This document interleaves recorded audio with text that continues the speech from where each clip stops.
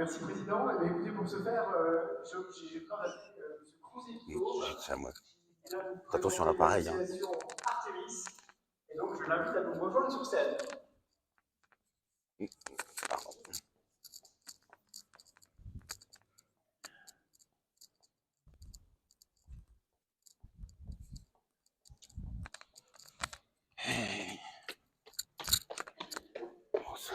vous donne le petit. C'est vous qui posez les questions? Oui. Ah, j'imagine. Ici? Là? D'accord. Okay. Bonsoir, messieurs. Monsieur Crouzier, merci pour votre présence ce soir. Je prends le micro là? Ah, d'accord, ok. On n'est encore pas vraiment calé. Hein. Moi, si, mais peut-être pas vous. Ah, ouais. On a eu que peu l'occasion de répéter. Voilà. Donc, eh ben, merci d'être parmi nous ce soir, Monsieur Crouzier. Merci de me recevoir. Bonsoir à toutes et à tous. Voilà. Je pense que tout le monde a envie de savoir qui vous êtes et quel est votre parcours. Eh bien, un ancien jusqu'alors et des Audaciens depuis peu et aux racines vosgiennes. Je préside donc l'association Artemis depuis sa création en janvier 2022. Et celle-ci œuvre depuis le début d'année dans l'économie circulaire, ce qu'elle appelle l'économie bleue, par la valorisation des biodéchets. Donc finalement, rien à voir avec le programme spatial Artemis, vous avez bien les pieds sur terre. Ça, c'est vous qui vous posez cette question. Hein. Oui, en effet, entre terre et mer, comme guide composteur d'un côté et formé à l'aquaculture de l'autre. Alors, où est née l'Artemis déodacienne? Dans un supermarché breton, au rayon fruits et légumes en 2018. Et le constat des biodéchets générés et des gaspillages alimentaires sont jetés l'opprobre sur la GMS, mais c'était beaucoup plus visible dans ce contexte de m'apercevoir qu'une certaine quantité non négligeable de biodéchets était gaspillée. Pour précédemment, une gestation durant 12 ans en périphérie nancéenne, donc de 2005 à 2017, alors artisan designer de luminaires contemporains du nom de Ugarit, qui était conçu et réalisé à partir de déchets industriels. Peut-être qu'on les voit ici, voilà.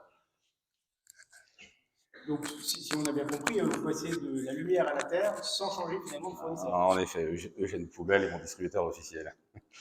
C'est pas la chose transformée que disait Paul Valéry qui a de la valeur, c'est la chose qui transforme. Et durant cette douzaine d'années, c'est plusieurs milliers de luminaires qui ont été fabriqués pour la France et l'étranger, en Belgique, Suisse, en Arabie Saoudite, au Maroc et aussi aux États-Unis.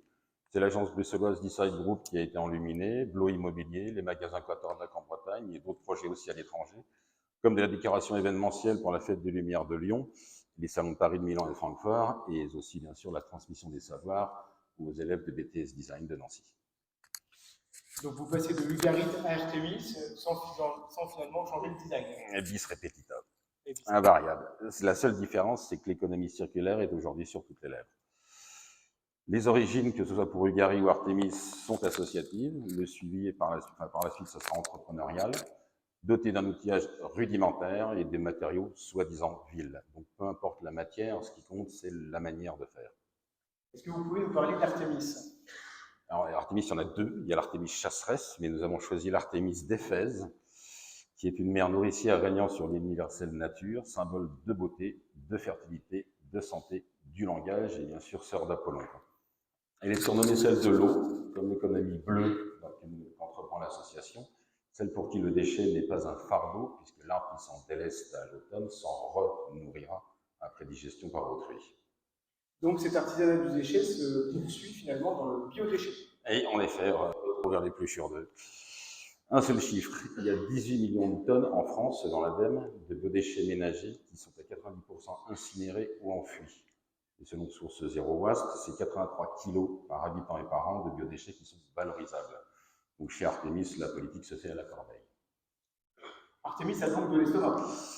En effet, elle veut rendre ce même service écosystémique grâce à différents ateliers de valorisation qu'on peut voir ici à l'écran, et aussi sur un territoire prometteur, la Déodacie. Rien ne se perd, rien ne se crée, tout se déplace. Donc pour cela, elle compte surfer sur deux choses qui constituent un océan bleu, c'est-à-dire une mer fertile, peu exploitée, innovante et aux valeurs uniques, celle de la bioéconomie grandissante d'une part, qui se propose de remplacer les matériaux et énergies pétro-sourcées par leur équivalent en biomasse renouvelable, comme les biodéchets, et celle d'une esthétique artémisienne, artémisienne alchimique et holistique, dans l'objectif que même à partir de choses difformes, elle sera fabriquée, cette beauté qui est à la fois son unique objet et son incontournable critère, disait Edgar Allan Poe. Donc elle a de l'estomac, mais finalement, on peut dire qu'elle a de l'esprit. Celui, toujours le même, d'un design. Ça fonctionne? Non, je l'ai coupé. Toujours le même, celui d'un design circulaire que j'engageais avant dans l'artisanat, qui est fait d'une matière prime lavée de toute notion de déchets, voire déchets, puisqu'il n'y a pas de déchets dans la nature, mais enluminé d'une notion salvatrice, l'empathie pour la matière, cette haïté des choses japonaises, et d'une potion magique, l'art de purifier l'impur en imitant et en accélérant les opérations de la nature afin de parfaire la matière, afin d'arriver à, pour faire servir la nature aux besoins de l'homme, il faut obéir à ses lois. Et alors concrètement, Elle fait les poubelles. Voilà, c'est ça. c'est aussi simple que ça. Elle débute la construction de cet écosystème que nous avons vu précédemment par la fin, en collectant les biodéchets des professionnels, des particuliers et des collectivités vers une valorisation en nourriture terrestre, pour l'instant le compost, et animal, la farine d'insectes. C'était le sujet du soutien du Crédit Agricole. Le tout au profit d'une alimentation humaine, durable, qualitative et exclusivement locale. Et en face de ce productif, il y a un projet pédagogique d'école circulaire sur l'économie bleue qui sensibilisera la jeunesse sur le potentiel du geste recirculant comme bascule qui relève ici tout en réduisant une saine et riche frugalité et d'arriver à ce que disait Charles Péguy, tout ce qui élève unit. Comment vous avez procédé?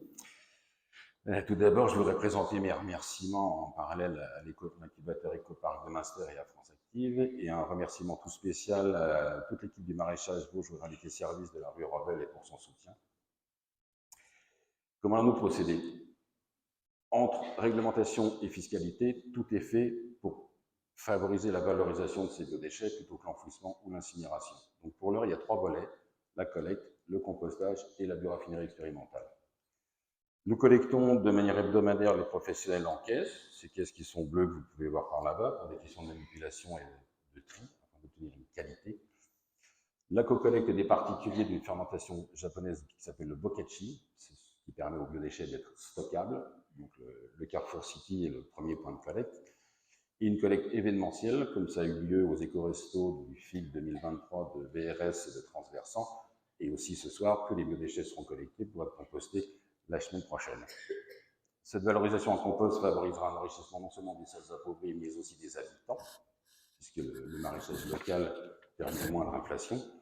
Pour un maraîchage en biodécide qui ne représente que 0,9% des activités agricoles, tout en supplantant les importations d'engrais synthétiques, mais aussi de produits agricoles bruts, qui représentent 60% des importations, et un moindre trafic routier, un rapatriement d'activités sur le territoire, voire par la suite de fournir en produits bio les fournisseurs de biodéchets eux-mêmes, et de boucler la boucle. Le troisième point, la bioraffinerie expérimentale, dont en face des millions de tonnes de biodéchets, selon la FAO, d'ici 2050, le besoin en nourriture animale va augmenter de 70%. On a peut-être vu, c'était trop long. Donc, ce que vous avez vu passer à l'écran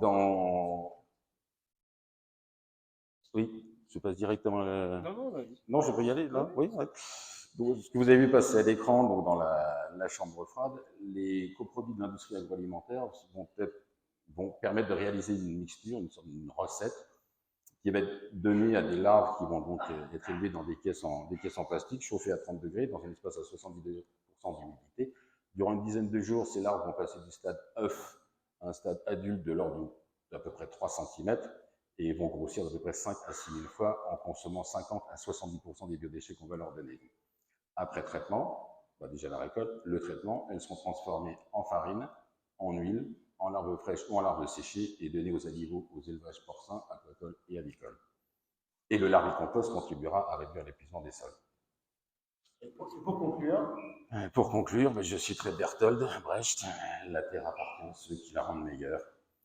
Le soutien du Crédit Agricole nous confirme les valeurs qu'il porte et que partage Artemis pour l'environnement et le développement durable, le bien vieillir, l'inclusion, l'éducation et la santé, car, selon Pierre Delvey, aucune activité, pas même la médecine, n'a autant d'importance pour l'homme que l'agriculture. Artemis, situé au cœur de la Déodacie, s'engage donc dans cette économie circulaire, ambitionnant à terme le territoire. Le design des activités et l'école circulaire seront associatifs. Quant aux activités productives, elles seront entrepreneuriales. Comment allez-vous donc vous développer? non pas par industrialisation in situ, mais par pollinisation sur d'autres territoires, d'une marque déodacienne, une figure que je vous invite à soutenir par vos adhésions et vos généreuses donations en ligne, mais aussi à rejoindre pour construire ensemble cet écosystème empathique, enthousiaste et d'un luxe populaire. Pour conclure avec Giacomo, seul le peuple est cet auditeur capable de donner à la composition l'originalité, la grandeur et le naturel. Encore merci au Crédit Agricole et à toute son équipe. Merci de votre attention. Merci. Ça a été? Merci beaucoup. Merci. Monsieur le Président, je vous en prie. Merci. Merci, Monsieur le Président. J'étais ravi. Merci. On est bien ici. Merci.